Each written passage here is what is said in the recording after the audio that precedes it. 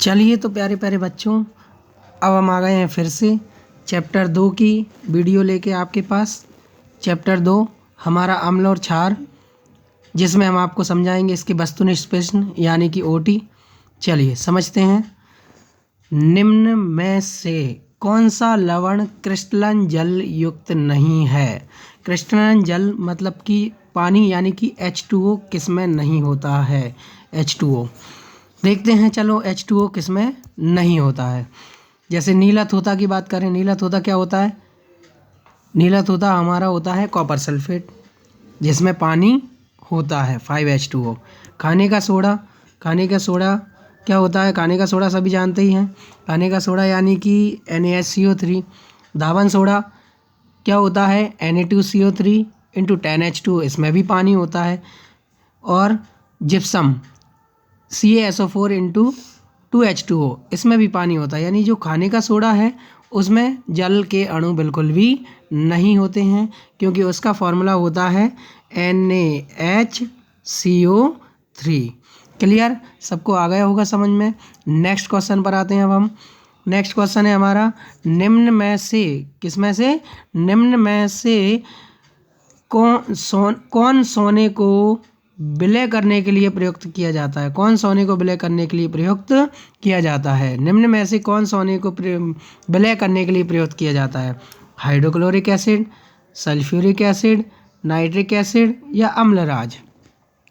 तो जैसा कि आपको आंसर पता है, अम्लराज। अम्लराज सोने को भी घोल देता है अपने आप में। सोना, जो सोना चांदी होता है ना, उसको भी पानी बना देता है अम्लराज। भाई अम्लराज होता क्या है? अम्लराज HCl यानी कि हाइड्रोजन क्लोराइड और HNO3 यानी कि नाइट्रिक अम्ल, दोनों का मिश्रण होता है। ठीक है, HCl और HNO3 दोनों को पावरफुल अम्ल होते हैं, दोनों के दोनों। HCl और HNO3 दोनों को मिक्स करके बनाते हैं, जिससे क्या बनता है? अम्लराज, जो सोने चांदी को भी पानी की तरफ पिघला देता है। इसके बाद आते हैं नेक्स्ट क्वेश्चन पर। निम्न में कौन प्रकृति से अम्लीय है? अम्लीय, अम्लीय बताना है हमें भाई। तो यहाँ पे बात करें, लेमन जूस, मानव रक्त, चूने का पानी और प्रति अम्ल। अब यहाँ पे बात करें मानव रक्त। मानव रक्त तो हमारा अम्लीय होता ही नहीं, क्योंकि उसका pH मान 7.4 होता है।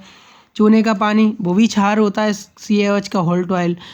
प्रति अम्ल, प्रति अम्ल क्या होते हैं? जो अम्ल के उल्टे होते हैं उन्हें प्रति अम्ल बोलते हैं। लेकिन यहाँ पे लाइम जूस यानी क्या होता है? लाइम जूस यानी कि नींबू का रस, जिसका pH मान लगभग 2 से 3 के बीच में होता है, सभी ने पढ़ा होगा। तो जिसके भी pH मान 7 से कम होते हैं, 7 से कम होते हैं, वो क्या होते हैं? हमारे अम्ल होते हैं। तो यहाँ पे हमारा आंसर क्या हो जाएगा? Lime juice. चलिए नेक्स्ट क्वेश्चन पर आते हैं अब हम। तो नेक्स्ट क्वेश्चन है हमारा, बेकिंग पाउडर बनाने में, बेकिंग पाउडर क्या होता है? बेकिंग पाउडर यानी कि हमारा सोडा, बेकिंग पाउडर, जिससे हमारे क्या बनते हैं घर में? पपड़ी और ब्रेड, टोस्ट, ये सब बनते हैं ना। बेकिंग पाउडर बनाने में प्रयुक्त अवयवों में एक अवयव सोडियम हाइड्रोजन कार्बोनेट है, और दूसरा अवयव क्या होगा? और दूसरा अवयव क्या होगा भाई? दूसरा अवयव होगा टार्टरिक एसिड। क्लियर है? ये दूसरा अवयव क्या है? टार्टरिक एसिड, जो कि इमली में होता है। इमली में बहुत सारी चीज़ों में होता है। ठीक है, इससे हम क्या बना सकते हैं? बेकिंग पाउडर बना सकते हैं। सोडियम हाइड्रोजन कार्बोनेट भी डालना पड़ेगा और टार्टरिक एसिड भी डालना पड़ेगा, और हमारा क्या बन के तैयार हो जाएगा? Baking powder. चलिए नेक्स्ट क्वेश्चन पर आते हैं। नेक्स्ट क्वेश्चन क्या है हमारा? नेक्स्ट क्वेश्चन है हमारा कि निम्नलिखित में से कौन सा एक क्षार नहीं है? तो भाई ये आपको याद रखना है, NaOH एक क्षार है, KOH एक क्षार है, NH4OH एक क्षार है, लेकिन C2H5OH एक क्षार नहीं है। क्यों नहीं है बेटा? ये होता है अल्कोहल, और अल्कोहल सभी जानते ही हैं, अल्कोहल मतलब शराब होती है। ठीक है, और ये क्या होता है? हमारा अल्कोहल होता है, और अल्कोहल जो है, अल्कोहल वो क्षार नहीं है। क्लियर आ गया आपको समझ में? अल्कोहल एक क्षार नहीं है। नेक्स्ट क्वेश्चन ये है हमारा, सोडियम कार्बोनेट यानी कि Na2CO3 एक क्षारीय लवण है, क्योंकि निम्नलिखित का लवण होता है। ये किसका लवण होता है? तो भाई याद रखना आप, ये दुर्बल अम्ल एवं प्रबल क्षार का मिश्रण होता है। दुर्बल अम्ल और प्रबल क्षार का मिश्रण, किसका मिश्रण होता है ये भाई? दुर्बल अम्ल और प्रबल क्षार का विलयन होता है। कौन? सोडियम कार्बोनेट का क्षारीय लवण। तो क्या है क्वेश्चन हमारा, फिर से समझा देते हैं। सोडियम कार्बोनेट एक क्षारीय लवण है। सोडियम कार्बोनेट एक क्षारीय लवण है। सोडियम कार्बोनेट एक क्षारीय लवण है। किसका? दुर्बल अम्ल एवं प्रबल क्षार का। दुर्बल अम्ल और प्रबल क्षार का। चलिए नेक्स्ट क्वेश्चन पर आते हैं अब हम। नेक्स्ट क्वेश्चन है हमारा, पाचन के समय, किसके समय भाई? पाचन के समय, यानी कि जो खाना पचता है ना, तो उसके समय जो खाना पचता है, तो पाचक रसों का पाचन के समय हमारे आमाशय यानी कि पेट में, हमारा पेट होता है आमाशय अंदर, पाचक रसों का पीएच मान कितना होता है? पाचक रसों का पीएच मान कितना होता है? चलिए जानते हैं भाई। हमारे आमाशय में पाचन के समय पाचक रसों का पीएच मान कितना होता है? तो ये है भाई 7 से कम। क्या है इसका आंसर? 7 से कम। 7 से कम क्यों होता है पाचक? क्योंकि 7 से ज़्यादा होता है तो वो तो क्षार होता है, 7 से अम्ल होता है, 7 से कम होता है तो वो कौन होता है? अम्ल होता है। यानी कि 7 से कम होगा तभी तो अम्ल बनेंगे हमारे पेट में, पेप्सिक अम्ल बनेगा जिससे कि हमारा खाना पच पाएगा। यानी कि 7 से कम होना चाहिए। पाचन के समय हमारे खाने का पीएच मान कितना होना चाहिए? पाचन के समय पीएच मान होना चाहिए 7 से कम, जिससे कि एसिड बन सके और एसिड हमारे खाने को पचा सके। चलिए फिर आते हैं अगले क्वेश्चन पर। टमाटर, वही टमाटर, लाल लाल टमाटर है भाई। लाल लाल टमाटर में कौन सा अम्ल उपस्थित होता है? तो लाल लाल टमाटर में होता है ऑक्जेलिक अम्ल। यहाँ पर एसिडिक अम्ल टिक्की के झोल में होता है। साइट्रिक अम्ल, सिट्रिक अम्ल जिसको कहते हैं, वो हमारा नींबू में, संतरे में होता है। और टार्ट्रिक अम्ल इमली में होता है। ये भी आप याद रखें। और टमाटर में कौन सा होता है? टमाटर में होता है हमारा ऑक्जेलिक अम्ल। रख पाएंगे आप सभी याद? नेक्स्ट क्वेश्चन पर चलते हैं। अम्ल और क्षार के बीच होने वाली क्रिया कहलाती है। अम्ल और क्षार सभी ने पढ़ा होगा भाई, ये क्वेश्चन सभी ने पढ़ा होगा कि अम्ल और क्षार, अम्ल और क्षार को मिलाने पर, अम्ल प्लस क्षार को मिलाने पर क्या बनता है? लवण और जल बनता है। क्या बनता है? लवण और जल बनता है। इसी को हम कौन सी अभिक्रिया बोलते हैं? इसको हम कहते हैं उदासीनीकरण की अभिक्रिया। क्लियर है ये क्वेश्चन आपका? अम्ल और क्षार को मिलाने पर क्या बनता है? लवण और जल बनता है। जैसे कि एक एग्जांपल देते हैं हम आपको, HCl प्लस NaOH, क्या बनेगा? NaCl बनेगा और H2O बन जाएगा। NaCl क्या है? लवण है। और H2O क्या है? H2O एक जल है। क्लियर। इसके बाद आते हैं हम अगले क्वेश्चन पर। अगला क्वेश्चन है हमारा कि चिंटी के डंक में, किसके डंक में भाई? चिंटी भाई एक के पीछे एक चलती हैं, ये तो सभी को पता ही होगा। चिंटी क्या चलती हैं? एक के पीछे एक चलती हैं। क्यों चलती हैं भाई चिंटी एक के पीछे एक क्यों चलती हैं? तो भाई जो चिंटी होती हैं ना, उनके डंक में कौन सा अम्ल होता है? मेथेनोइक अम्ल होता है। चिंटी के डंक में कौन सा अम्ल होता है? मेथेनोइक अम्ल होता है, इसलिए वह एक के पीछे एक चलती हैं। मेथेनोइक अम्ल HCOOH। मेथेनोइक अम्ल का फॉर्मूला क्या होता है? HCOOH। याद रखें आप, फॉर्मूले साथ में बताते जा रहे हैं हम आपको। HCOO और H, HCOOH ये फॉर्मूला है हमारे मेथेनोइक अम्ल का। चलिए नेक्स्ट क्वेश्चन पर चलते हैं अब हम। नेक्स्ट क्वेश्चन है हमारा कि सिरके में, किसमें भाई? सिरके में, सिरके में कौन सा अम्ल उपस्थित होता है? नेक्स्ट क्वेश्चन क्या है हमारा? सिरके में कौन सा अम्ल उपस्थित होता है? सिरका क्या होता है भाई? सिरका यानी कि एक तरह से टाटरी, जानते हो आप? टाटरी खट्टी शक्कर टाइप की आती है, मार्केट में मिलती है खट्टी, उससे से झोल बनाते हैं टिक्की वाले, आजकल सभी ने देखा होगा। तो सिरके में अम्ल कौन सा होता है? सिरके में, तो सिरके में अम्ल होता है, कौन सा अम्ल होता है? सिरके में अम्ल होता है एसिटिक अम्ल। याद रहेगा आप सभी को। चलिए आते हैं हम नेक्स्ट क्वेश्चन पर। इसके बाद अगला क्वेश्चन, अगला क्वेश्चन क्या है हमारा? अगला क्वेश्चन है हमारा कि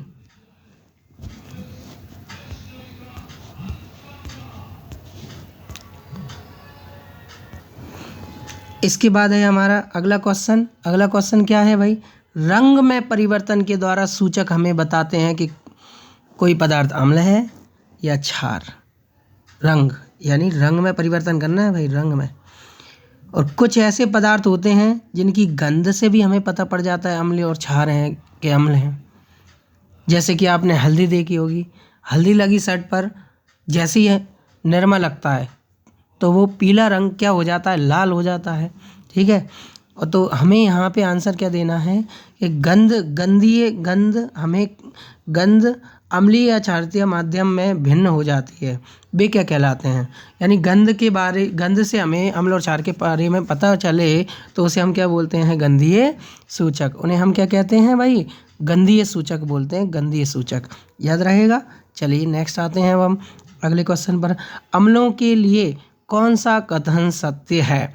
अम्लों के लिए भाई, अम्लों के लिए आप सभी को पता होगा कि अम्ल स्वाद में खट्टे होते हैं, नीले लिटमस को लाल कर देते हैं, है ना, नीले लिटमस को क्या कर देते हैं, लाल। तो ये आंसर आपका बिल्कुल सही हो जाएगा। चलिए आते हैं नेक्स्ट क्वेश्चन पर। धोने का सोडा, जल्दी बताएं, फास्ट बताएं, धोने के सोडे का सूत्र क्या है भाई। धोने के सोडे का सूत्र, तो धोने का सोडा होता है Na2CO3 × 10H2O। तो ये वाला जो है ये खाने का सोडा है, ये क्या है हमारा, ये है कास्टिक सोडा जिससे साबुन बनती है, बताएंगे हम आपको साबुन बना के। और ये होता है हमारा नमक NaCl। तो सही आंसर क्या हो जाएगा इसका, correct answer is Na2CO3 × 10H2O। Next question है हमारा, pH पैमाने को विकसित करने वाले वैज्ञानिक। pH पैमाने को विकसित करने वाले वैज्ञानिक है सोरेनसन। याद रखना है आपको, pH पैमाने की खोज किसने की थी, सोरेनसन ने। वेरी इंपॉर्टेंट है ये। अगला क्वेश्चन है हमारा, pH स्केल की परास कितने से कितने होती है। तो भाई याद रखना है आपको 0 से 14, 0 से 14 pH स्केल की परास होती, 0 से 7 अम्ल को डिफाइन करते हैं, 7 से 14 क्षार को डिफाइन करते हैं, और क्लियर अगर 7 है, जैसे जल का pH मान 7 होता है, तो 7 किसको डिफाइन करते हैं, 7 होता है उदासीन विलयन का pH मान। अगला क्वेश्चन क्या है हमारा, अगला क्वेश्चन है pH में P का मतलब क्या है भाई। P का मतलब पावर है, P इज पावर, और पावर को हिंदी में क्या बोलते हैं हम, शक्ति। P का मतलब क्या होता है, शक्ति। क्लियर। नेक्स्ट क्वेश्चन है हमारा, सोडा अम्ल अग्निशामक। सोडा अम्ल अग्निशामक यंत्र की घटक हैं। तो सोडा अम्ल मतलब जिससे आग बुझ जाती है, अग्निशामक मतलब जिससे आग बुझ जाती है, अग्निशामक यंत्र। तो उसमें क्या क्या होता है, उसमें होता है हमारा NaHCO3 और H2SO4। याद रख सकते हैं आप इसको, NaHCO3 और H2SO4। चलिए आते हैं नेक्स्ट क्वेश्चन पर। ये हमारे आ गए हैं रिक्त स्थान, भरिए इनको। तो इसमें पहला रिक्त स्थान है आपके लिए, एक सेकंड, पहला रिक्त स्थान आपके लिए है धात्विक ऑक्साइड प्राय होते हैं। धात्विक ऑक्साइड प्राय क्या होते हैं। तो खाली स्थान में पहला खाली स्थान क्या है हमारे पास, पहला खाली स्थान है धात्विक ऑक्साइड प्राय खाली स्थान होते हैं। तो धात्विक ऑक्साइड आप जो जानते हैं ना, धातु होती हैं, धात्विक ऑक्साइड कैसे होते हैं, क्षारीय होते हैं। धात्विक ऑक्साइड कैसे होते हैं, क्षारीय। आप भर लें एक एक करके, या आंसर भी लिख सकते हैं, ये हम आपको बता देते हैं। धात्विक ऑक्साइड कैसे होते हैं, धात्विक ऑक्साइड क्षारीय होते हैं। क्लियर। इसके बाद नेक्स्ट क्वेश्चन है हमारा, सिरके में कौन सा अम्ल होता है। सिरके में कौन सा अम्ल होता है, सिरके में होता है मेथेनोइक अम्ल। सिरके में कौन सा अम्ल होता है, मेथेनोइक अम्ल होता है। सिरके में कौन सा अम्ल होता है, मेथेनोइक अम्ल होता है। चलिए नेक्स्ट क्वेश्चन पर आते हैं अब हम।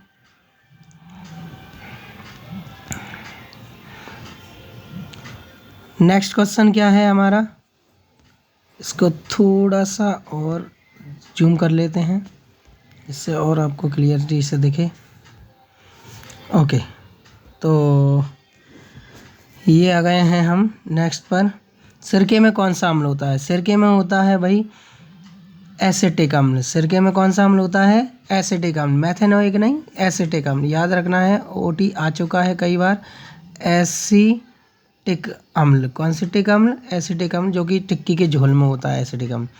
अगला है उदासीनीकरण की क्रिया खालिस्तान और खालिस्तान के बीच होती है। अगला क्या है हमारा ओटी? उदासीनीकरण की क्रिया अम्ल और क्षार के बीच में होती है। क्या हो जाएगा इसका आंसर? अम्ल और क्षार। किस किस के बीच होती है? अम्ल और क्षार के बीच होती है। उदासीनीकरण की अभिक्रिया किस किस के बीच होती है? उदासीनीकरण की अभिक्रिया अम्ल और क्षार के बीच होती है।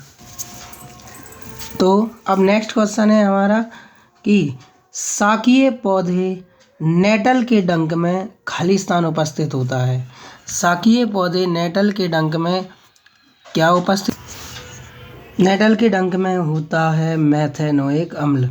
याद रखना है आपको, नेटल के डंक में क्या होता है? नेटल के डंक में होता है मेथेनोइक अम्ल। याद रख पाएंगे आप सभी? मेथेनोइक अम्ल। इसके बाद नेक्स्ट है हमारा अगला क्वेश्चन कि कठोर जल को मृदु करने के लिए किसका उपयोग किया जाता है? कठोर जल यानी कि खारा जल, मतलब थोड़ा सा कड़क जल होता है, उसको मृदु मतलब मुलायम करने के लिए किस यौगिक का उपयोग किया जाता है? तो इसका आंसर है हमारा सोडियम कार्बोनेट। इसका आंसर क्या होगा हमारा? सोडियम कार्बोनेट का उपयोग किया जाता है। सोडियम कार्बोनेट का उपयोग किया जाता है कठोर जल को मृदु करने में। जैसे कि साबुन बनती है ना, वैसे ही साबुन जैसे ही होता है सोडियम कार्बोनेट। इसके बाद आता है हमारा अगला क्वेश्चन, अम्लीय वर्षा का पीएच मान। अम्लीय वर्षा का पीएच मान लगभग कितना होता है? अम्लीय वर्षा का पीएच मान आपको याद रखना है, लगभग में होता है 5.6। याद रख पाएंगे आप सभी? 5.6। चलिए इनके आंसर हम आपको लास्ट में इकट्ठे भी बता देंगे, अभी आप एक एक करके लिखते जाएं। नेक्स्ट है हमारा क्वेश्चन, नेक्स्ट क्या है कि सोडियम हाइड्रोजन कार्बोनेट का सामान्य नाम है। सोडियम हाइड्रोजन कार्बोनेट यानी कि Na यानी सोडियम, और हाइड्रोजन यानी कि H, और कार्बोनेट को क्या बोलते हैं हम?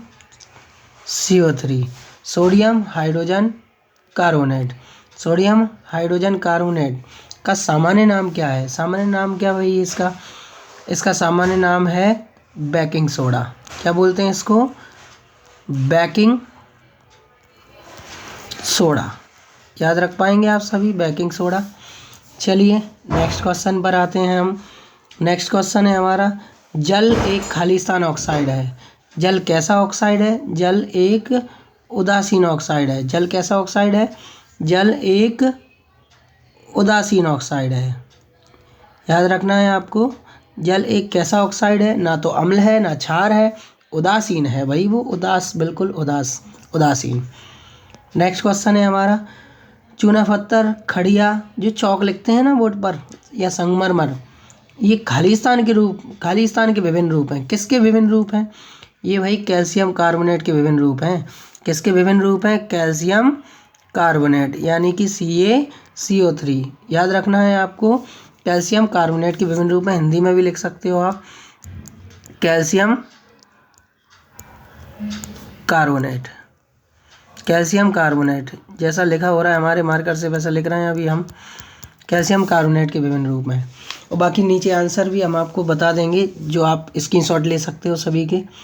इसके बाद नेक्स्ट क्वेश्चन है हमारा, अम्ल एवं क्षारक की अभिक्रिया के परिणाम स्वरूप लवण तथा जल प्राप्त होते हैं। इस अभिक्रिया को क्या कहते हैं? इस अभिक्रिया को कहते हैं उदासीनीकरण की अभिक्रिया। कौन सी अभिक्रिया? उदासीनीकरण अभिक्रिया। कौन सी अभिक्रिया? उदासीनीकरण की अभिक्रिया। याद रख पाएंगे आप सभी को, उदासीनीकरण की अभिक्रिया। नेक्स्ट क्वेश्चन है हमारा, नेक्स्ट क्वेश्चन क्या है, अधात्विक ऑक्साइड खालिस्तान प्रकृति के होते हैं। अधात्विक ऑक्साइड कैसे होते हैं? अधात्विक ऑक्साइड, ये अम्ल क्षार में अंतर पड़ा होगा आपने, अम्ल क्षार नहीं, धातु अधातु में। तो अधात्विक ऑक्साइड क्या होते हैं? अम्लीय प्रकृति के होते हैं। कौन सी प्रकृति के होते हैं भाई? अम्लीय प्रकृति के होते हैं। भर पाएंगे आप सभी? नेक्स्ट क्वेश्चन, लिटमस, एक सेकंड रुक जाएं आप। चलिए अगला क्वेश्चन है हमारा, ये आपको आंसर भी दिख रहे होंगे अब नीचे। तो लिटमस विलयन जब ना तो अम्लीय है और ना ही क्षारीय तब यह खालिस्तान रंग का होता है। लिटमस विलयन ना तो अम्लीय है और ना ही क्षारीय है, तो ये कौन से रंग का होता है? तो भाई आपको याद रखना है, ये होता है बैंगनी रंग का। अगर अम्ली भी नहीं है और वो क्षार भी नहीं है तो वो कौन से रंग का होता है? तो वो होता है बैंगनी रंग का। कहाँ गया हमारा आंसर? तो वो कौन से रंग का होता है? बैंगनी रंग का। ये फिर से आ गए हम, कौन से रंग का होता है वो? बैंगनी रंग का। चलिए नेक्स्ट क्वेश्चन पर आते हैं हम। अगला क्वेश्चन है हमारा अधात्विक ऑक्साइड। कौन से ऑक्साइड? अधात्विक ऑक्साइड। अधात्विक ऑक्साइड खालिस्तान प्रकृति के होते हैं। ये तो हमने आपको बता दिया है। ये कहाँ पहुँच गए हम? ये तो हो गया है हमारा, ये भी हो गया है। इसके बाद नेक्स्ट क्वेश्चन पर आते हैं हम। नेक्स्ट क्वेश्चन, एक मिनट, ओके चलिए नेक्स्ट क्वेश्चन क्या है हमारा? 12वां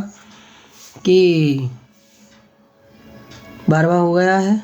13वां, जब धातु अम्ल से हाइड्रोजन परमाणुओं का हाइड्रोजन गैस के रूप में विस्थापन करती है तब जो यौगिक बनता है उसे हम क्या कहते हैं? तो उसे हम क्या कहते हैं? उसे हम कहते हैं लवण। याद रख पाएंगे आप सभी? उसे हम क्या कहते हैं? लवण कहते हैं। जैसा कि आपने सुना होगा कि जिंक प्लस H2SO4 दोनों की रिएक्शन होती है तो क्या बनता है? तो ये बनता है ZnSO4 प्लस हाइड्रोजन गैस निकल जाती है और ZnSO4 एक लवण बन जाता है। चलिए नेक्स्ट क्वेश्चन पर आते हैं। लिटमस पेपर को खालिस्तान की तरह उपयोग किया जाता है। लिटमस पेपर को किसकी तरह उपयोग किया जाता है? तो भाई इसका आंसर होगा हमारा सूचक। किसकी तरह उपयोग किया जाता है? सूचक की तरह। लिटमस पेपर को किसकी तरह उपयोग किया जाता है? सूचक की तरह, क्योंकि उससे पता चल जाता है कि कोई चीज़ अम्ल है या क्षार है। क्योंकि नीला अम्ल क्या कर देते हैं? नीले लिटमस पेपर को लाल कर देते हैं, और क्षार क्या करते हैं? लाल लिटमस पेपर को नीला। नेक्स्ट क्वेश्चन है, किसी विलयन की अम्लता अथवा क्षारकता दर्शाने के लिए किसका उपयोग किया जाता है? तो इसका आंसर है हमारा pH पैमाने का। किसका उपयोग किया जाता है? pH पैमाने का उपयोग किया जाता है। किसी विलयन की अम्लता या क्षारता दर्शाने के लिए किस पैमाने का उपयोग किया जाता है? pH पैमाने का उपयोग किया जाता है। नेक्स्ट है हमारा विरंजक चूर्ण। कौन सा चूर्ण है भाई? विरंजक चूर्ण। विरंजक चूर्ण का उपयोग पानी को खालिस्तान बनाने में किया जाता है। तो पानी को क्या बनाने में किया जाता है? पानी को रोगाणु रहित बनाने में किया जाता है। पानी जो होता है ना, उसके रोगाणु मर जाते हैं। क्या मर जाते हैं भाई? रोगाणु। पानी के रोगाणु मर जाते हैं। ठीक है। विरंजक चूर्ण का उपयोग क्या करने में किया जाता है? विरंजक चूर्ण का उपयोग पानी को रोगाणु रहित बनाने में किया जाता है। क्लियर। नेक्स्ट क्वेश्चन है हमारा अगला कि बोरेक्स के उत्पादन में, बोरेक्स मतलब क्या होता है? सुहागा नाम से सुना होगा। बच्चों को सेक कर दिया जाता है मम्मी के द्वारा। ठीक है, मम्मी अपने बच्चों को देती हैं। तो जो बोरेक्स होता है सुहागा, उसका उपयोग होता है। तो क्या करने में होता है भाई उसका उपयोग? बोरेक्स का उपयोग। तो बोरेक्स से बनता है हमारा कपड़े धोने का सोडा। क्या बनता है भाई? कपड़े धोने का सोडा। कपड़े धोने का सोडा बनता है किससे? कपड़े धोने का सोडा बनता है बोरेक्स से। याद रहेगा आप सभी को। चलिए नेक्स्ट क्वेश्चन है हमारा, अम्ल एवं क्षार एक दूसरे को उदासीन करके लवण एवं क्या बनाते हैं? कई बार आ चुका है, लवण एवं जल का निर्माण करते हैं। चलिए नेक्स्ट क्वेश्चन है हमारा, उन जल में घुलनशील क्षारक को क्या कहते हैं? जल में घुलनशील क्षारक को कहते हैं क्षार। तो इसका आंसर क्या हो जाएगा? क्षार। नेक्स्ट क्वेश्चन है हमारा कि लिटमस एक खालिस्तान सूचक है। लिटमस एक क्या है? प्राकृतिक सूचक है। इसका आंसर क्या हो जाएगा? प्राकृतिक सूचक है। लिटमस एक कैसा सूचक है? प्राकृतिक सूचक है। अगला क्वेश्चन, CaOCl2 ये किसका प्रचलित नाम है? ये है भाई विरंजक चूर्ण। ये किसका प्रचलित नाम है? विरंजक चूर्ण का। कौन सा रंजक चूर्ण? विरंजक चूर्ण, जिसका उपयोग कपड़ों को रंगीन से रंगहीन बनाने में किया जाता है। ठीक है, और भी यूजेस हैं, सभी ने पढ़े होंगे विरंजक चूर्ण के। अगला, वर्षा का जल विद्युत का खाली स्थान होता है। वर्षा का पानी जो होता है ना, बरसात का पानी, वो उसमें करंट लग जाता है तो भाई वो होता है सुचालक, यानी विद्युत का क्या होता है? सुचालक। चलिए, ये हमारे सारे खालिस्तान हो चुके हैं।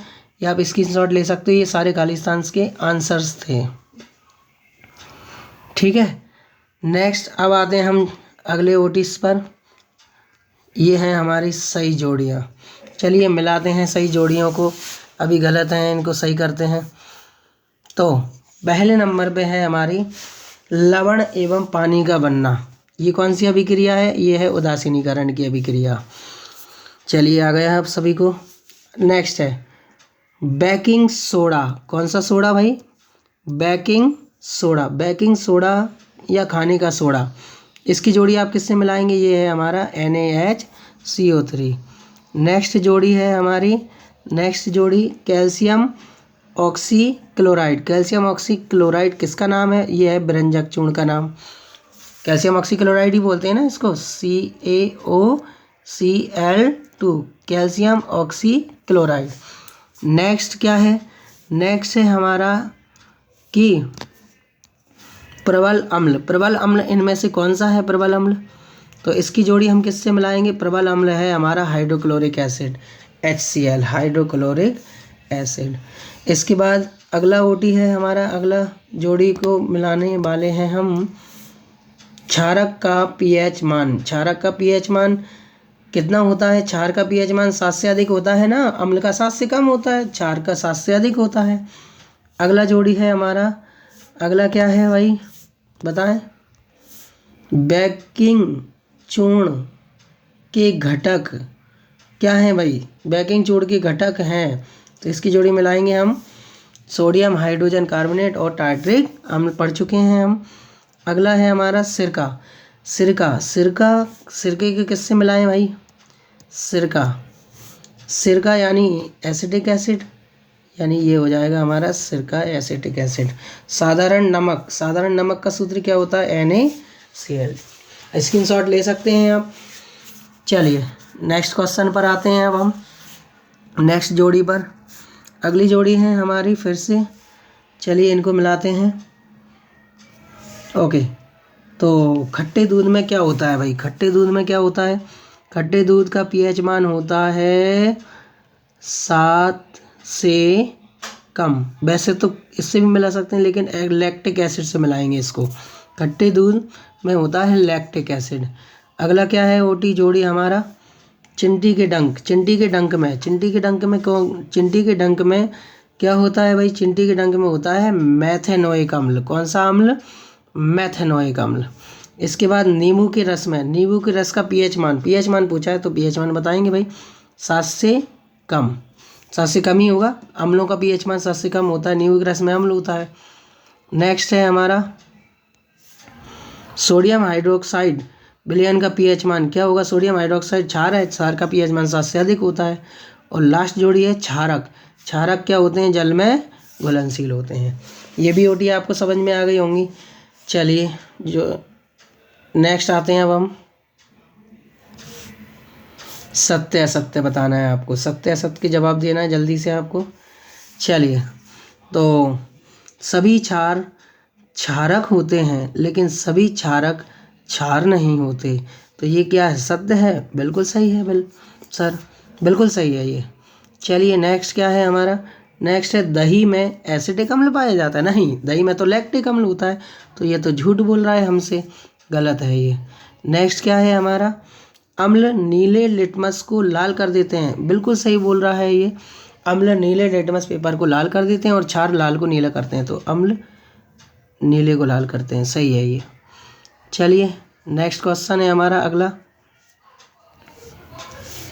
उदासीन विलयन का pH मान 0 होता है। उदासीन विलयन का pH मान 0 नहीं होता है, 7 होता है। चलिए समझ में आ गया आपको ये। इसके बाद आते हैं हम, चलिए इसके बाद अगला क्वेश्चन है हमारा, सल्फ्यूरिक अम्ल को तनु करते समय इसमें अम्ल मिलाते हैं। तो भाई क्या होगा इसका आंसर, इसमें अम्ल मिलाते हैं क्या? सल्फ्यूरिक अम्ल को तनु करते समय इसमें क्या मिलाते हैं? तो इसमें सल्फ्यूरिक अम्ल को तनु करते समय इसमें क्या मिलाते हैं? तो अम्ल मिलाते हैं, ऐसा बता रहा है वो। तो ये गलत है भाई, अम्ल नहीं मिलाते हैं उसमें। सल्फ्यूरिक अम्ल को तनु करते समय पानी मिलाते हैं उसमें, बकवास, गलत। नेक्स्ट, क्षार का स्वाद खट्टा होता है या लाल लिटमस को नीला कर दे। क्षार का स्वाद खट्टा कैसे होगा भाई? क्षार का स्वाद तो कड़वा होता है। ये भी झूठ बोल रहा है, गलत। इसके बाद अगला है हमारा अगला क्वेश्चन, अम्ल धातु से क्रिया करके लवण व H2 मुक्त करते हैं। लवण और H2 मुक्त करते हैं। अम्ल किसी धातु से क्रिया करके लवण और H2 मुक्त करते हैं, बिल्कुल सत्य वचन है इसके। तो भाई लिटमस एक कृत्रिम सूचक होता है, असत्य नहीं, कृत्रिम नहीं, प्राकृतिक सूचक होता है। तो इतना क्लियर है आपको, ये सत्य असत्य भी समझ में आ गए होंगे। इसके बाद आते हैं हम नेक्स्ट एक शब्द में उत्तर पर। तो ये हमारे हैं एक शब्द में उत्तर। चलिए, तो पहला, विरंजक चूर्ण का सूत्र क्या होता है? CaOCl2। विरंजक चूर्ण का सूत्र लिखिए। तो ये आंसर साथ में दिए हैं, CaOCl2। नेक्स्ट क्या है भाई? नेक्स्ट है हमारा, धातु हाइड्रोजन कार्बोनेट अम्ल से क्रिया करके किसका निर्माण करते हैं? संगत लवण और CO2 एवं पानी का निर्माण करते हैं। धातु हाइड्रोजन कार्बोनेट अम्ल से क्रिया करके किसका निर्माण करते हैं? लवण, CO2 और पानी का निर्माण करते हैं। याद रहेगा आपको। नेक्स्ट क्या है हमारा? नेक्स्ट है क्वेश्चन हमारा कि कैल्शियम फॉस्फेट जो दांत के एनेमल में उपस्थित होता है, कौन? Calcium phosphate, CaPO4, calcium phosphate, ये हमारे दांतों में रहता है भाई, सूत्र है, याद कर लो इसको, कैल्शियम फॉस्फेट। इसकी रासायनिक प्रकृति कैसी होती है? तो भाई ये होता है क्षारीय। ये कैसा होता है? क्षारीय। चलिए नेक्स्ट क्वेश्चन पर आते हैं अब हम। नेक्स्ट क्वेश्चन क्या है हमारा? नेक्स्ट क्वेश्चन है हमारा कि रंग में परिवर्तन के द्वारा सूचक हमें बताते हैं कि कोई पदार्थ अम्ल है या नहीं। कुछ पदार्थ ऐसे भी होते हैं जिनकी गंधीय, अम्लीय या क्षारीय भिन्न होती है। तो ऐसे पदार्थों को हम क्या कहते हैं? गंधीय सूचक। पहले भी पढ़ लिया है हमने। जिससे गंध का पता चले वो होते हैं गंधीय सूचक, खुशबू आती है। नेक्स्ट क्वेश्चन क्या है हमारा? नेक्स्ट है, विरंजक चूर्ण के निर्माण में कौन से पदार्थों का उपयोग होता है? तो विरंजक चूर्ण के निर्माण में कैल्शियम हाइड्रोक्साइड और क्लोरीन का उपयोग होता है। इन दोनों से, यानी कि चूने से, बुझे हुए चूने से और क्लोरीन गैस से ही विरंजक चूर्ण बनता है। अगला क्वेश्चन क्या है भाई? अगला क्वेश्चन है, मिल्क ऑफ मैग्नीशिया क्या है? MgOH का हॉल्ट ऑयल। MgOH का हॉल्ट ऑयल क्या है? Milk of magnesia. ठीक है। इसके बाद अगला क्वेश्चन है हमारा, अगला क्वेश्चन क्या है भाई? दैनिक जीवन में उपयोग आने वाले एक लवण का नाम बताएं। एक लवण का नाम। एक लवण क्या है? नमक है भाई। नमक एक लवण है ना, Na और Cl। लवण क्या होता है? जिसमें प्लस और माइनस हो। Na+ है, Cl- है, एक लवण है। इसके बाद नेक्स्ट क्वेश्चन। नेक्स्ट क्वेश्चन क्या है भाई? नेक्स्ट क्वेश्चन है हमारा, सोडियम कार्बोनेट का उपयोग कहाँ होता है? सोडियम कार्बोनेट की यूजेस पढ़े होंगे आप सबने, कांच बनाने में, साबुन बनाने में, कागज़ उद्योग में, इन सभी उद्योगों में सोडियम कार्बोनेट का उपयोग होता है। सोडियम कार्बोनेट मतलब Na2CO3 का उपयोग होता है। अगला क्वेश्चन क्या है हमारा? प्लास्टर ऑफ पेरिस का रासायनिक सूत्र क्या है? कैल्शियम सल्फेट यानी CaSO4 × 1/2 H2O। ये है प्लास्टर ऑफ पेरिस, यानी कि POP। POP याद रखना आप सभी। पुट्टी होती है ना, जिससे मूर्तियाँ भी बनती हैं, गणेश जी की मूर्तियाँ वगैरह आती हैं, आपने देखी होंगी POP की। तो वही होता है प्लास्टर ऑफ पेरिस। फ्रांस की राजधानी पेरिस में पाया जाता है ये। इसके बाद आता है हमारा एक लवण का नाम लिखिए जिसमें क्रिस्टलन जल नहीं होता है। तो भाई नमक एक ऐसा लवण है जिसमें क्रिस्टलन जल नहीं होता, जल के अणु आपको नहीं दिख रहे होंगे। अगला क्या है, अगला क्वेश्चन है हमारा, अम्लीय विलयन का पीएच मान कितना होता है? 7 से कम। 7 से अधिक होता है तो वो क्षार होता है, और अम्ल क्या होते हैं? अम्ल का पीएच मान 7 से कम होता है। नेक्स्ट, बस लास्ट क्वेश्चन है ये हमारा, फिर क्लास खत्म। शुद्ध जल का पीएच मान कितना होता है? शुद्ध जल का पीएच मान कितना होता है? 7 होता है, याद रखना है आप सभी को, वेरी इंपॉर्टेंट क्वेश्चन है ये। इसके बाद अम्ल और क्षार के मध्य होने वाली अभिक्रिया को क्या कहते हैं? तो ये है हमारी उदासीनीकरण की अभिक्रिया।